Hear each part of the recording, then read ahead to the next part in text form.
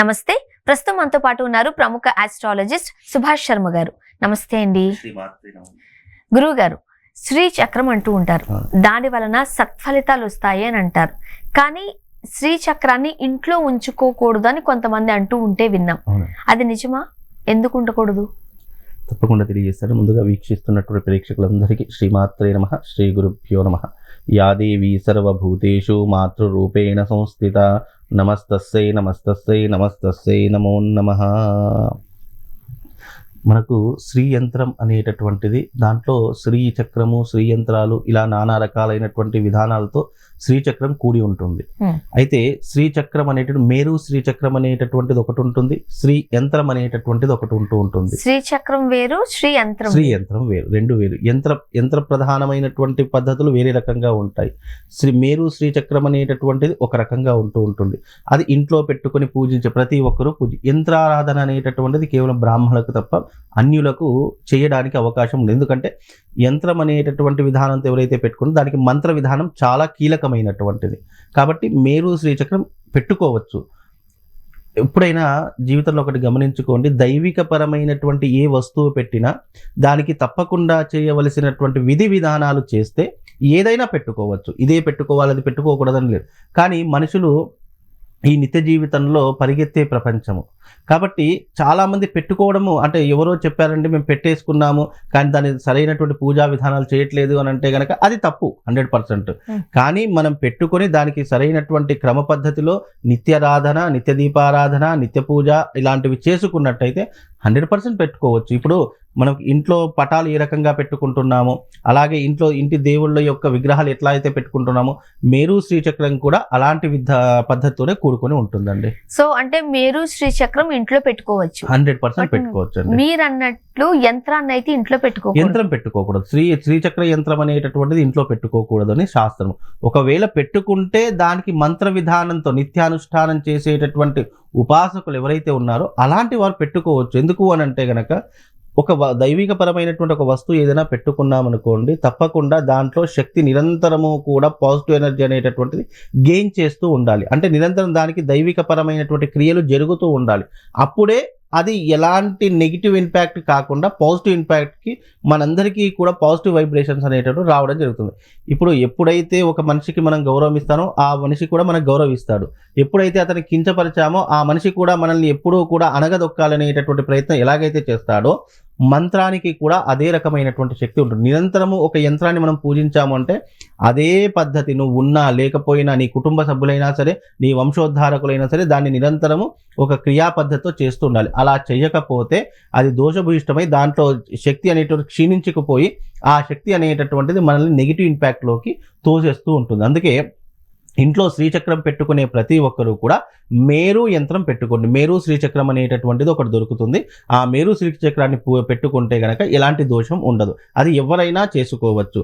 అలాగే ఆ మేరు శ్రీచక్రం ఇంట్లో పెట్టుకున్నప్పుడు తప్పకుండా దానికి విధి విధానంగా శాస్త్రోక్తంగా ప్రతి నిత్యము ధూపము, దీపము, నైవేద్యం ఇవి తప్పకుండా ఉండి తీరాలి. ఇప్పుడు మేరు శ్రీచక్రాన్ని ఎక్కడ పడితే అక్కడ పెట్టుకోవచ్చా, లేదు అంటే పూజ గదిలోనే కేవలం పూజ గదిలోనే పెట్టుకోవాలి. నేను అంటే పూజా గది అనేటటువంటి దేనికి చిహ్నం, మనం దేవతల యొక్క గృహము లాంటిది. ఆ దేవతలకు అంకితం చేయబడినటువంటి స్థలంలోనే అది పెట్టుకోవాలి తప్ప ఎక్కడ పడితే అక్కడ పెట్టుకోవడానికి అవకాశం లేదు. ఈ మధ్య కాలంలో చాలా మంది ఏం చేస్తున్నారంటే ఒక పళ్ళెని తీసుకొని హాల్లో పెట్టుకోవడము, లేదు అని అంటే కనుక టేబుల్ మీద పెట్టుకోవడము, లేదు అని అంటే కనుక దాన్ని ఎవరు పడితే వాళ్ళని ముట్టుకోవడం. ఎప్పుడైనా మేరు శ్రీచక్రం పూజా గదిలో ఎందుకు పెట్టమంటాము అంటే స్పర్శ, దానికి ఎవరు పడితే వాళ్ళు ముట్టుకోవడానికి అవకాశం ఉండదు. స్పర్శ అనేటటువంటిది దైవిక విగ్రహాలు కానీ దైవిక యంత్రాలు కానివ్వండి, దానికి స్పర్శ తగిలితే జీర్ణశక్తి కోల్పోతుంది, అంటే దాంట్లో ఉన్న జీవకళ కోల్పోతుంది. కాబట్టి అందుకే గర్భాలయంలో చాలా మందికి విగ్రహాలను ఎందుకు ముట్టుకోనివ్వరు అని అంటే గనక ఆ వ్యక్తి యొక్క స్పర్శ వల్ల దాంట్లో ఉన్నటువంటి జీవశక్తి క్షీణించిపోతుంది అని చెప్పేసి విశ్వాసంతో కొంతమంది ముట్టుకోనివ్వరు. అలాగే మనము ఎంతో భక్తి శ్రద్ధలతో అమ్మవారు దాంట్లో కొలువై ఉందనేటటువంటి విశ్వాసంతో ఒక శ్రీయంత్రాన్ని, సాక్షాత్తు శ్రీయంత్రము అని అంటే గనక మేరు శ్రీయంత్రం అంటే అమ్మవారి యొక్క గృహం, మణిద్వీప వర్ణము అంటారు దాన్ని.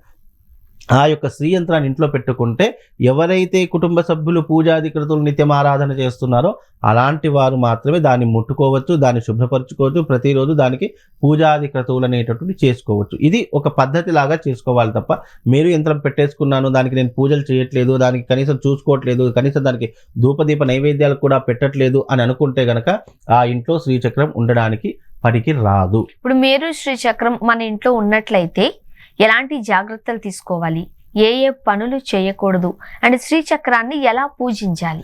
శ్రీచక్రం అనేటటువంటిది చాలా మందికి తెలియనటువంటి విషయం ఏంటంటే అమ్మవారి యొక్క ఆ గృహం, అది శ్రీయంత్రం అనేటటువంటిది. దాంట్లో మనకు మణిద్వీప వర్ణనలో చాలా చక్కగా వర్ణించడం జరుగుతుంది. శ్రీచక్రం అనేటటువంటిది అమ్మవారి యొక్క కొలువు తీరినటువంటి సమస్త దేవతల యొక్క సముదాయం. అది ముక్కోటి దేవతలు అని మనం చాలా మనకు వాడుక భాష. ఆ ముక్కోటి దేవతలు ఎక్కడ ఉంటారు అంటే అమ్మవారి యొక్క సంస్థానంలో ఉంటారు. ఆ అమ్మవారి యొక్క సంస్థానమే మేరు శ్రీచక్రం యొక్క స్థితి. ఆ మేరు శ్రీచక్రం అనేటటువంటిది పూజించేటటువంటి విధానము తప్పకుండా ప్రతి నిత్యము ఇంటి యజమాని కావచ్చు లేదా ఇంట్లో ఉన్నటువంటి తన భార్య కావచ్చు తప్పకుండా దాన్ని శుభ్రపరచుకొని దానికి ధూపము, దీపము, నైవేద్యము ఇవి తప్పకుండా ఉండి తీరాలి. అలాగే ప్రతినిత్యము ప్రతిరోజు ఉండాలి. లేదండి మేము ఊరికి వెళ్తున్నాము, లేదు మేము ఉండట్లేదు అనుకున్న సమయంలో ఎగ్జెప్షన్, దానికి ఏమి ఇబ్బంది లేదు. కాకపోతే ఉంటే గనక తప్పకుండా దానికి ధూపదీప నైవేద్యాలు. ఒకవేళ మనం ఊరికి వెళ్తున్నాం అనుకోండి, కొన్ని బియ్యం తీసుకోవాలి, ఒక పాత్రలో బియ్యం తీసుకొని ఆ బియ్యంలో ఆ యొక్క శ్రీ యంత్రం పెట్టేసుకుంటే దోషం ఏమీ ఉండదు. అంటే మనం లేనటువంటి సందర్భాల్లో ఉంటే గనక మామూలుగా ఒక పాత్రలో పెట్టుకొని దాన్ని పూజాది క్రతువులు చేసుకోవచ్చు. అలాగే దాన్ని పూజించేటటువంటి విధానాల్లో తప్పకుండా మనిషి శుచి శుభ్రతగానే ఉండాలి. ఎందుకంటే అమ్మవారికి నియమనిష్టలు చాలా ఎక్కువగా ఉంటూ ఉంటాయి. అందుకే అమ్మవారి యొక్క వ్రతం చేసిన, అమ్మవారి యొక్క నవరాత్రులు చేసిన చాలామంది ఎందుకు అంత దీక్షగా ఉంటారు అని అంటే కనుక అమ్మవారికి ఎప్పుడైతే మనం శుచి శుభ్రతగా నిశ్చలమైనటువంటి మనసుతో అమ్మవారిని మనము అమ్మ అని పిలుస్తామో చాలు, ఆ అమ్మవారు చాలా సంతోషిస్తుందంట. కానీ నీ మనస్సు, నీ శరీరం, నీ బుద్ధి, నీ ఆలోచన, నీ యొక్క స్థితిగతులు చాలా స్వచ్ఛంగా ఉండాలి అనేటటువంటిది అమ్మవారు కోరుకుంటుంది. కాబట్టి అమ్మవారి యొక్క పూజ చేసేటటువంటి శ్రీయంత్ర పూజ చేసేటటువంటి వారు శుచి శుభ్రతగా ఉండాలి, మానసిక స్థైర్యం కోల్పోకూడదు. అలాగే మనస్సు, బుద్ధి, ఆలోచనలు అమ్మవారి పైన లీనం చేస్తే గనక తప్పకుండా ఆ అమ్మవారు కరుణించి మనకు శ్రీచక్రానికి పూజ చేయడానికి గల లాభం ఏంటి అంటే గనక ఆ ఒక్క యంత్రానికి పూజ చేస్తే సమస్త దేవతలను ఒకేసారి పూజించినటువంటి పుణ్య ఫలితం కలుగుతుంది అని శాస్త్రం అంటే. ఓకే, సాధారణంగా ఎవరైనా పూజ చేసేటప్పుడు శుచి శుభ్రత పాటించాలి అంటారు. అంటే శుభ్రంగా తలస్నానం చేసి దేవుడి గదిలోకి వెళ్ళడము, మడి బట్టలు అయితే కొంతమంది లేదా నార్మల్ గా ఉంటూ ఉంటారు. బట్ శ్రీచక్రాన్ని పూజించడంలో మీరు ఒక డిఫరెన్స్ చెప్పారు. లోపల మనసు కూడా అంతే ప్లెయిన్ గా ప్రశాంతంగా ఉండాలి. నిశ్చలమైనటువంటి మనస్సు ఉంటేనే పూజకు అర్హత కలుగుతుంది. చాలా మంది ఏం చేస్తారంటే మనసు ఎక్కడో ఉంటుంది, ఏదో ఆలోచిస్తుంది. ఇక్కడ మనం పూలు పెడుతూ ఉంటాము, పూజ చేస్తూ ఉంటాం, దీపం వెలిగిస్తూ ఉంటాం, కానీ మనసు, ఆలోచన, బుద్ధి మన చెంత ఉండదు.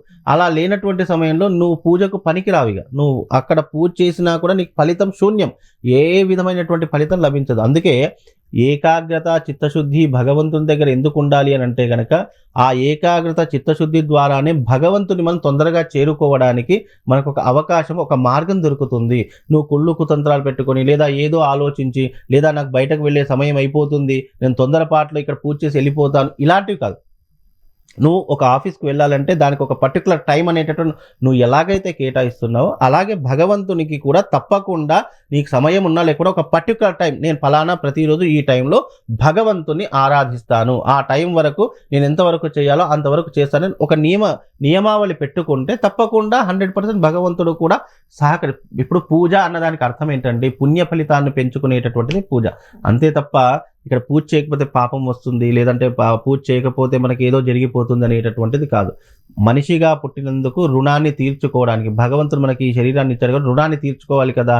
ఆ రుణాన్ని తీర్చుకోవడానికి మనం చేసేటట్టు నిత్య కర్మలో ఒక భాగం, ఆ భాగమే పూజా విధానం అనేటటువంటిది ఒక భాగం. సుభాష్ శర్మ గారు శ్రీచక్రం గురించి చాలా వివరంగా తెలియజేశారు.